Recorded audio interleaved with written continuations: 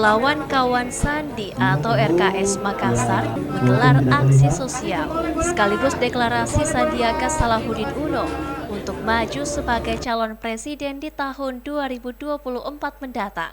Kegiatan tersebut digelar di Kampung Nelayan Poterek, Kota Makassar pada Rabu 15 September di atas kapal nelayan yang menggambarkan sebagai sumber mata pencaharian di kampung nelayan tersebut. Salah seorang relawan Kawan Sandi Makassar, Adi Saputra, mengatakan saat ini masyarakat sedang sulit akibat pandemi. Oleh karenanya masyarakat ingin perubahan hidup lebih baik ke depan. Pendapatan rumah tangga kembali normal dan lapangan pekerjaan lebih terbuka. Hal tersebut dipercayakan pada figur Sandiaga Uno yang dinilai lebih tepat mengemban harapan tersebut. Generasi perubahan.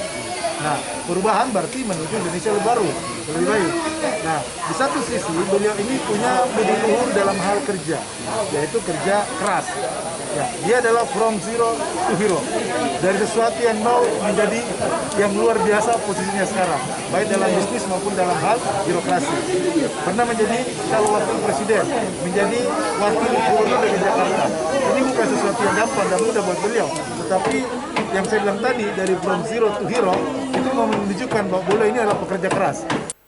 Dewan Pembina Kawan Sandi Sulsel, Andri Arif Bulu, menegaskan deklarasi yang dilakukan Kota Makassar adalah yang pertama dari 24 kabupaten kota sebagai target dalam deklarasi tersebut. Hal ini sebagai bentuk kepedulian Kawan Sandi terhadap masyarakat dan keadaan negara, sehingga mewakili Sandiaga Salahuddin Uno memberikan solusi untuk memperbaiki ekonomi, khususnya dari kalangan menengah ke bawah, seperti nelayan dan UMKM. Kita akan melaksanakannya di 24 kabupaten kota di Sulawesi Selatan. Kegiatan ini adalah kegiatan yang dirangkaikan juga dengan bentuk peduli dan silaturahmi dari Bapak Sandiaga Salahuddin Uno kepada seluruh masyarakat Sulawesi Selatan.